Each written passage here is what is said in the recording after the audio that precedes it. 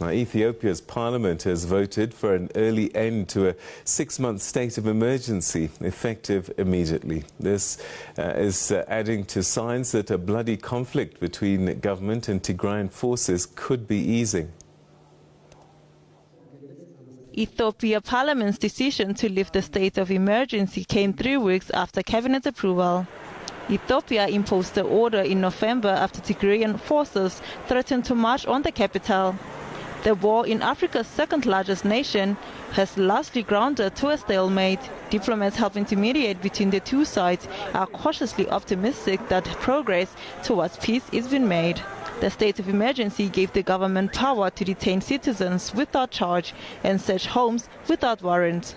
But a government offensive in December pushed Tigrayans back, although fight continues in the region of Afar and Tigray, where millions depend on food aid, remains cut off with no food arriving since mid-December. Well, for more on this, we're now joined by African security and policy expert Abdullahi Boru Halakhe. Thank you so much for joining us. Always good to talk to you. A pleasure, my friend. All right. So the lifting of a state of emergency, is that Addis feeling victorious that they managed the situation and that they feel that it's under control?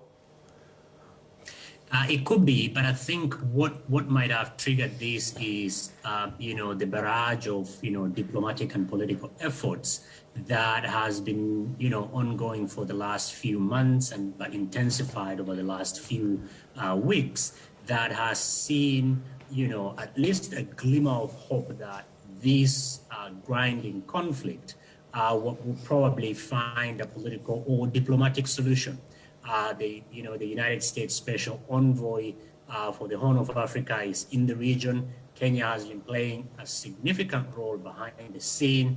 The AU Envoy for the Horn of Africa, the retired president of Nigeria, Olusegun Obasanjo.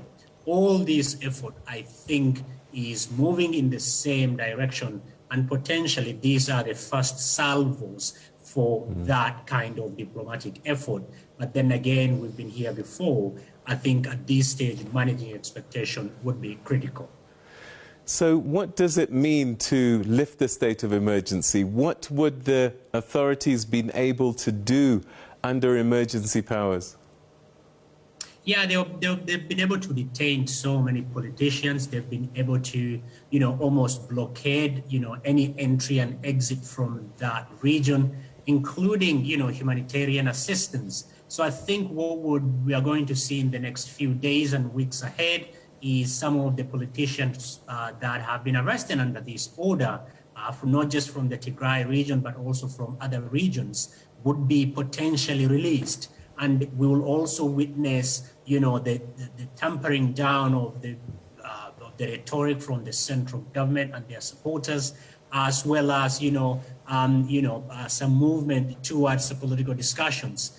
That is not something that can be guaranteed because it will most likely be an outcome. The easing of this would probably be the first step towards seeing, what, a lot of people who wish Ethiopia, nothing but good things would want to see. But that we know very well that that step is not going to be automatic. It has to be calibrated over a long period of time, a lot of the time with with failures rather than successes. But at this stage, the easing is the first step. All right, so what does this mean for the federal forces and the current offensive, which we've seen in recent days, using drones and other force in the Tigray area? Yeah, we will most likely see that will be intermittent. I don't foresee it being stopped completely for the simple reason that, at the very minimum, what this administration wants is, even if there will be a negotiation, which I think would be, it might not be very soon, but it is in the works. What I would foresee is for the administration to continue using or deploying the drones particularly, because were it not for the drones, I think we'll be having a completely different discussions.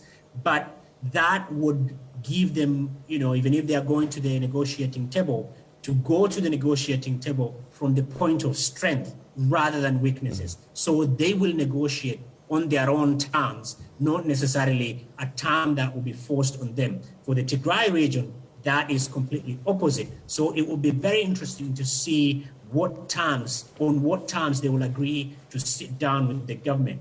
The easing of the state of emergency and potentially the relief that will come as a result in the humanitarian space will no doubt, make the community, that is the Tigray people, feel, at the very minimum, they're beginning to see the end of what has been an incredibly catastrophic war for them.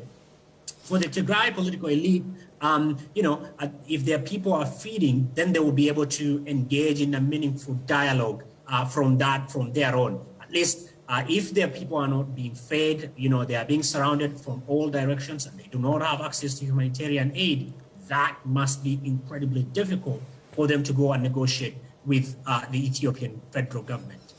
So what does this mean then? Does that mean that the TPLF are walking back from the Tigrayan cause and re-assimilating into the federal project? It will be very difficult because, we've had this conversation. These two people, that is the Ethiopian federal government in Addis Ababa and the TPLF in the Western Tigray, have a completely different vision for Ethiopia. For the Prime Minister and people who support him, Ethiopia needs to go back to a centralized state.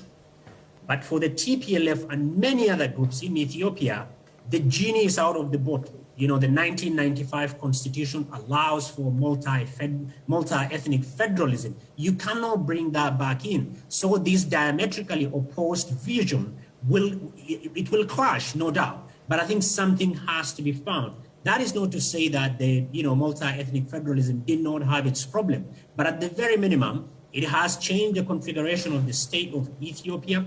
It has acted as a pressure valve for this period of time, the 27 years. And so the idea that most of this community will go back to the imperial era where Ethiopia, the Amhara culture would be the national culture, the Amhara food, the Amhara language, that is gone. So I think the federal government needs to be disabused of that notion. To the Tigrayan, particularly their elite, they need to realize that their rule for over 27 years, while they might not see it that way, it has galvanized people, particularly the Amharas who are living in the urban areas, and so they need to rethink.